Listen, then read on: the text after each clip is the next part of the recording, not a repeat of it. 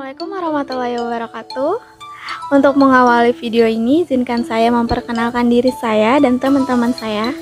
Saya Fiona dan teman-teman saya ada Nur Handayani, Dwi Rahmawati Ramadhani, Karin Kazara, dan Novindrianti.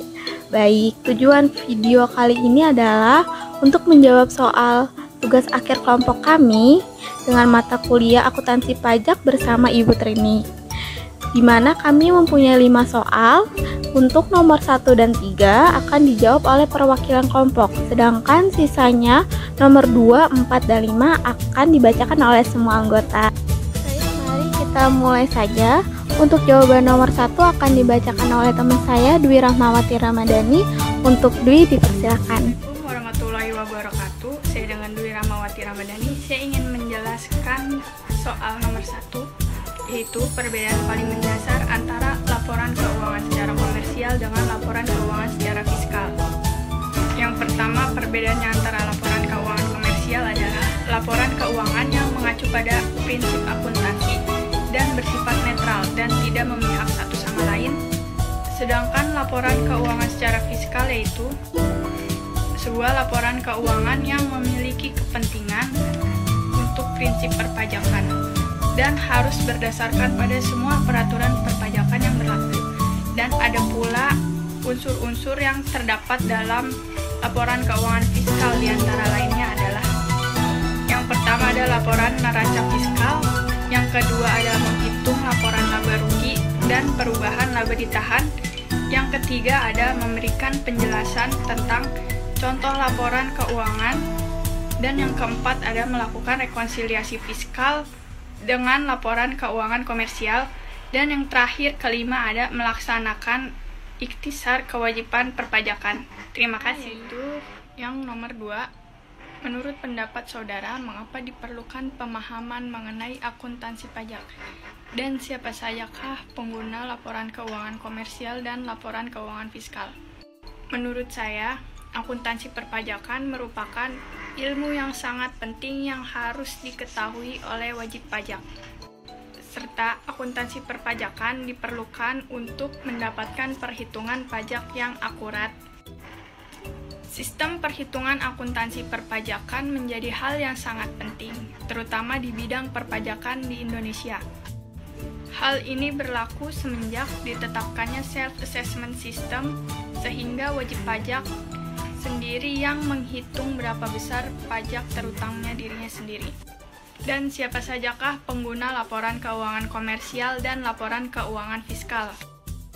Ini adalah pengguna-pengguna laporan keuangan komersial atau umum, diantaranya adalah kreditur, pemerintah, karyawan perusahaan, para pemegang saham, dan masyarakat pada umumnya. Sementara pengguna laporan keuangan fiskal yaitu hanya Fiskus. Terima kasih. Saya akan menjawab pertanyaan nomor 2. Menurut pendapat saya, agar dapat perhitungan pajak yang akurat, akuntansi perpajakan adalah aktivitas pencatatan keuangan pada sebuah badan usaha atau lembaga untuk mengetahui jumlah banyak pajak yang harus dibayarkan.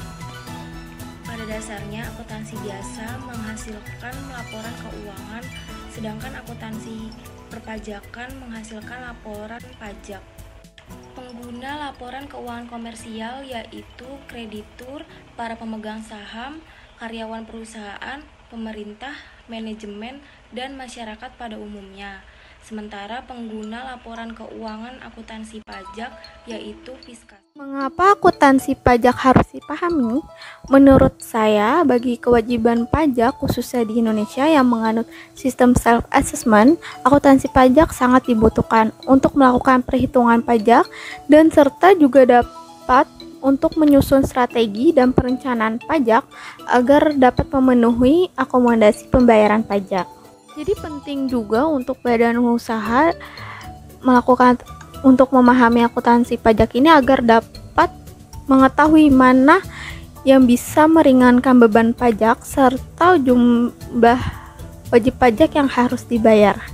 Lalu, siapa pengguna laporan keuangan komersial maupun fiskal?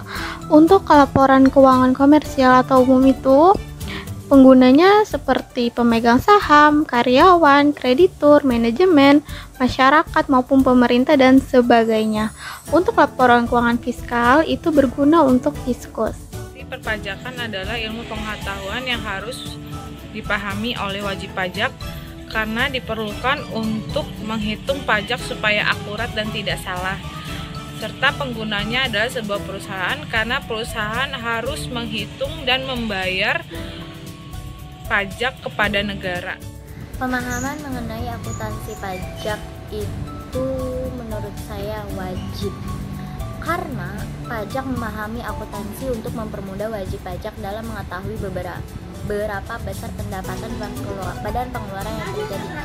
Selain itu, mempermudah pajak dalam menghitung dan menentukan pajak yang harus dibayar. Pengguna laporan keuangan komersial atau umum adalah kreditur, para pemegang saham, karyawan perusahaan pemerintah, manajemen, serta masyarakat pada umumnya. Informasi pada laporan keuangan umum bersifat umum dan dapat digunakan untuk siapa saja.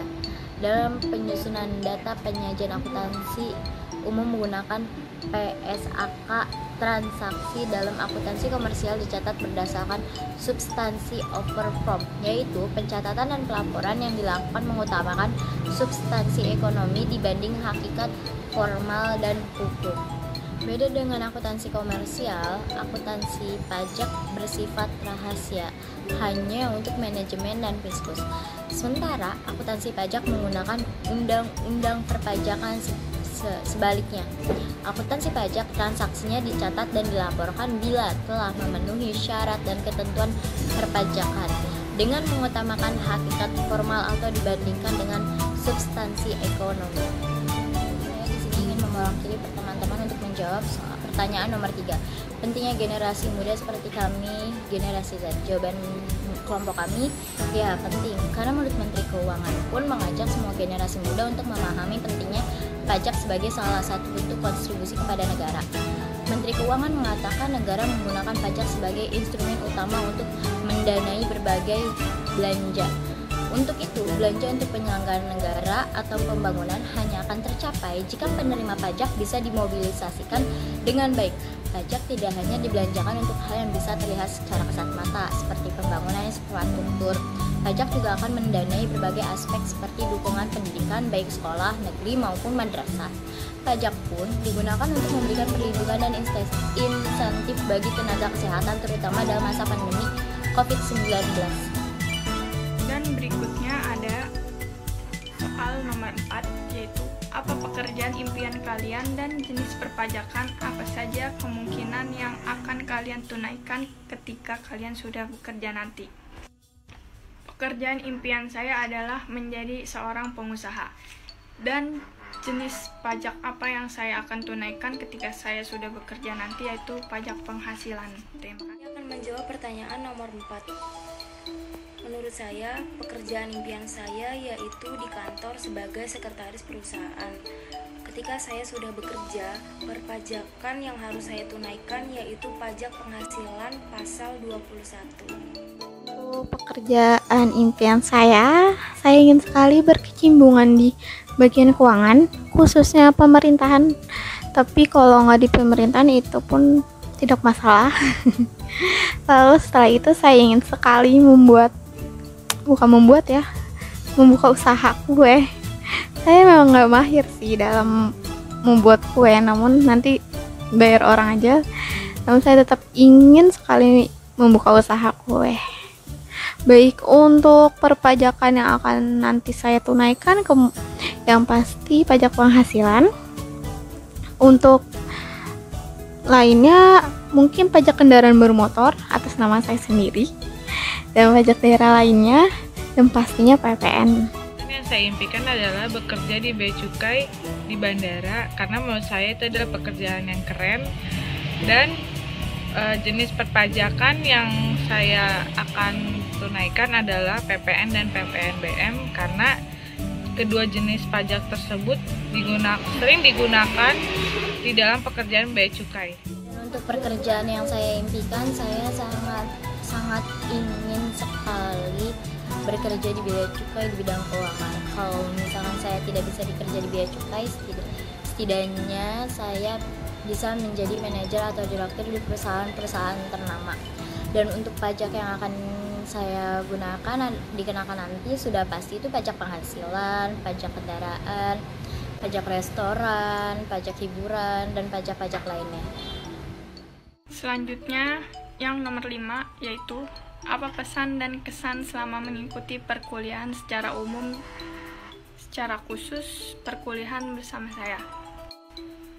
Kesan dan pesan selama kuliah berlangsung menurut saya yaitu yang tadinya saya belum tahu menjadi tahu, dan bertambahnya ilmu dan pengetahuan saya, serta menjadikan ilmu yang saya peroleh bisa dapat saya terapkan di dunia pekerjaan nanti. Terima kasih Ibu untuk seluruh ilmu yang telah diberikan. Semoga sehat selalu. Amin. Saya akan menjawab pertanyaan nomor 5. Menurut saya, pesan selama mengikuti mata kuliah bersama dengan Bu Trinik yaitu mohon diperbarui atau di-upgrade cara presentasi ketika sudah mengerjakan tugas, karena tidak semua mahasiswi langsung dapat memahami tugas tersebut. Kalaupun dapat memahami, mahasiswi bingung caranya untuk menjelaskan. Dan kesannya yaitu menyenangkan. Kemudian penjelasan mata kuliah yang dijelaskan oleh Bu Trinik dapat diterima dan dipahami dengan baik. Ibu Trinik adalah selama Ibu mengajar, penjelasan yang Ibu berikan sangat bisa saya pahami dan saya mengerti, sehingga sedikit demi sedikit saya bisa mengerti mata kuliah akuntansi, serta saya juga sangat senang bisa bertemu dan diajar oleh Ibu, karena Ibu telah mengajari saya dengan sabar dan dengan baik agar saya bisa mengerti akuntansi. Pesannya adalah semoga ilmu yang Ibu berikan bisa bermanfaat bagi saya, dan Ibu diberikan kesehatan selalu agar Ibu bisa mengajar dan memberi ilmu kepada orang lain. Terima kasih. Pesan dari saya untuk mata kuliah perpajakan umumnya itu agar lebih detail lagi dalam penjelasan ya, dalam penjelasannya, kemudian menerangkan kemungkinan-kemungkinan yang akan terjadi itu di setiap kasus perpajakan, agar saya atau teman-teman yang lain juga dapat mengetahui harus bertindak seperti apa sesuai dengan peraturannya. Lalu untuk kesannya bingung karena banyak jenis-jenisnya ya, tapi jadi buat saya kayak oh iya harus lebih teliti lagi gitu. Kesannya sih teliti pokoknya. Pesan dalam mengikuti mata kuliah akuntansi pajak bersama Bu Trinik, semoga Ibu sabar selalu, sehat selalu menghadapi mahasiswa berbagai macam, karena itu harus butuh ekstra kesabaran. Apalagi saya tahu saya banyak banget nanya sama Ibu, ganggu Ibu mungkin ya, dan selalu bikin tugas deadline, maaf ya Ibu. Lalu untuk kesannya capek sih tugas terus, tapi seneng karena tahu Ibu yang ngajarin, karena kalau Ibu yang ngajarin tuh mudah dimengerti, lalu penjelasan di materinya juga lengkap dan detail. Terima kasih Bu Trinik, dan mohon maaf Ibu kalau sangat menyenangkan dan saya menjadi tahu pajak itu seperti apa dan kegunaannya seperti apa.